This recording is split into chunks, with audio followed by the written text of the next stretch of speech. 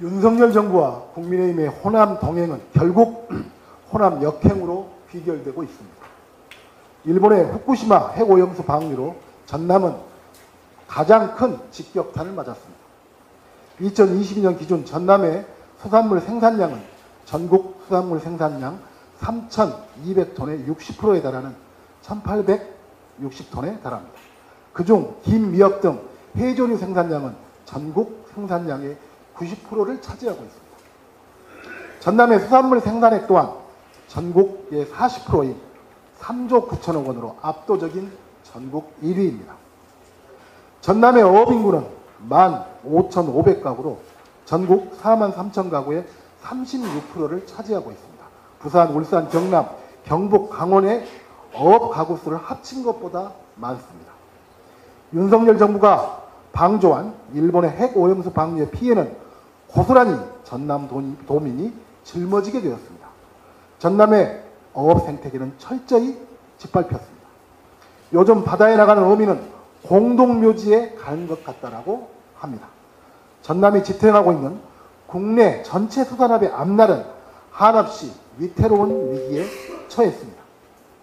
윤석열 대통령이 국민의힘 국회의원 연찬회에서 후쿠시마 오염수 방류를 비판하는 이들을 향해 1 더하기 1을 100이라고 하는 사람들이라고 말했다고 합니다. 맞는 말입니다. 윤석열 정부 1, 일본 정부 1에 의기투합한 핵 오염수 방류로 100의 대한민국 국민이 생존을 위협받고 있기 때문입니다. 더불어민주당은 일본 정부가 밀어붙이고 윤석열 정부가 방조한 후쿠시마 핵오염수 해양 투기를 중단시키기 위해 수단과 방법을 총동원하겠습니다. 윤석열 정권의 역행은 전북과 광주로도 향하고 있습니다. 잼버리 파행 운영과 아무 관련도 없는 새만금 SOC 예산, 예타 면제 등을 끌어들여 전북을 탄압하고 지역 감정을 조장하던 이 정권이 기어코 일을 벌였습니다. 세계 잼버리 성공 개최를 위해 내일처럼 주야장천 노력했던 전북도민의 땀은 전북 50년 수건 새만금 예산 78% 칼질로 돌아왔습니다. 중앙부처가 엄격한 심사를 통해 정부 안에 반영한 예산이 잼버리 파행 이후 송두리째 삭감된 것입니다. 새만금 국제공항, 새만금 전주 고속도로, 새만금 신항만 사업 추진 여부는 현재로선 단 한 발자국도 나갈 수 없게 되었습니다. 잼버리 파행의 책임을 져야 할 정부가 전북의 책임을 전가하는 걸로도 모자라 유례없는 비정상적 예산 보복을 자행하고 있습니다.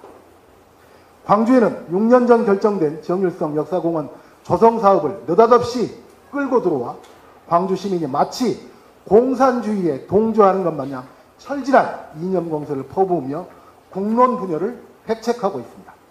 정일성 기념사업 및 정일성을 통한 한중 우호 교류는 35년 전인 1988년 노태우 정부 시절부터 시작됐으며 김영삼 정부에서는 문체부 장관이 직접 정일성의 부인 정설송 여사에게 감사패까지 수여했습니다.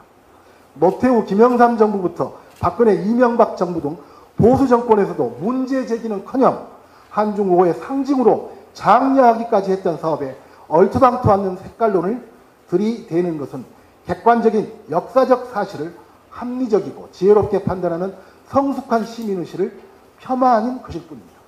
다시 한번 경고합니다. 저열한 정치공작으로 국민을 갈라치고 철질한 색깔론으로 광주를 모욕한 대가는 반드시 치르게 될 것입니다.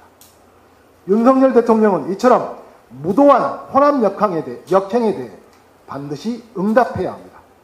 더불어민주당은 호남 동행을 외치던 윤석열 정권과 국민의힘의 호남 역행에 결연히 맞서 싸워갈 것입니다.